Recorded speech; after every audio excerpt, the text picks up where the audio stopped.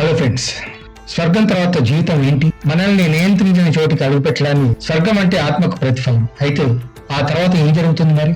కొంతమంది స్వర్గం తర్వాత జీవితం విశ్వంతో ఒకటిగా మారడం, అంతులేని శాంతి, కాంతి యొక్క భాగమని నమ్ముతారు. మరికొందరైతే ఇది మన ప్రియమైన వారిని, కానీ ఇక్కడ హృదయాన్ని హత్తుకునే ఆలోచన ఉంది. గమనించారా? స్వర్గం తర్వాత జీవితం ప్రేమ అయితే మనం వేచిపెట్టిన ప్రేమ, మనం సృష్టించే జ్ఞాపకాలు, మనం ఒకరి జీవితాన్ని తాకిన విధానం, అదే మన మరణాంతర జీవితం అవుతుంది కదా. మనం ప్రేమించే వారి హృదయాలు అది జీవిస్తుంది. కాబట్టి స్వర్గం తర్వాత జీవితం ఉందా అనే దాని గురించి మాత్రమే కాదు, ఈ రోజు మనం ఎలా జీవిస్తున్నామో అది ఎప్పటికీ నిర్వచిస్తుంది. ఇది మన హృదయాలను, మన మనస్సులను కదిలించే ప్రశ్నగా ఉంది. ఇది నిజంగా ముగిస్తుందా, లేదా స్వర్గం తర్వాత శాశ్వతమైనది ఏదైనా ప్రారంభమవుతుంది? శతాబ్దాలుగా కవులు, తత్వవేత్తలు అందమైన దర్శనాలను పంచుకున్నారు. కొందరు స్వర్గానికి చేరుకున్న తర్వాత ఆత్మ అనంతమైన ప్రయాణాన్ని ప్రారంభిస్తుందని చెప్పారు.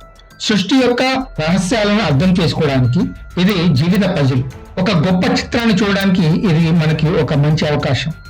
మరికొందరు స్వర్గం అంతం కాదని విశ్వసిస్తున్నారు. కానీ ప్రతి ఆత్మ తన అంతిమ ప్రయోజనాన్ని కనుగొనే ప్రదేశంలో దైవంతో మరింత లోతైన సంబంధానికి అది ఒక నాందిగా కనిపిస్తుంది. కానీ చాలా కదిలే ఆలోచనలు మనకు ఇక్కడ ఉన్నాయి. బహుశా స్వర్గం తర్వాత జీవితం సమయం లేదా ప్రదేశంలో కొలవబడుతుందా? లేదు.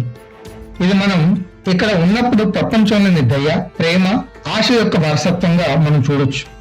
ఈ విత్తనాలు మనం పోయిన తర్వాత కూడా పెరుగుతూనే ఉంటాయి, జీవితాలను రూపొందిస్తాయి, ఇతరుల హృదయాలలో మనల్ని చిరస్థాయిగా మారుస్తాయి. కాబట్టి స్వర్గం తర్వాత జీవితం బహుశా అది అక్కడ ఉన్న వాటి గురించి తక్కువగా ఉంటుంది, మనలో ఉన్న వాటి గురించి ఎక్కువగా ఉంటుంది. మన ప్రేమ, మన విశ్వాసం, మనం సృష్టించే శాశ్వతమైన బంధాల గురించి. స్వర్గం తర్వాత జీవితంపై మీకు నమ్మకం ఉందా? సంభాషణను సజీవంగా ఉంచుదామా? మీ ఆలోచనలు మాతో పంచుకోండి, కమెంట్ రూపంలో తెలియచేయండి. శాశ్వతత్వం గురించిన సత్యాన్ని మనం తెలుసుకోవడానికి ప్రయత్నిస్తూనే ఉందాం. వీడియోని లైక్ చేయండి, షేర్ చేయండి, అలాగే సబ్స్క్రైబ్ చేయండి. మరో వీడియోలో కలుద్దాం.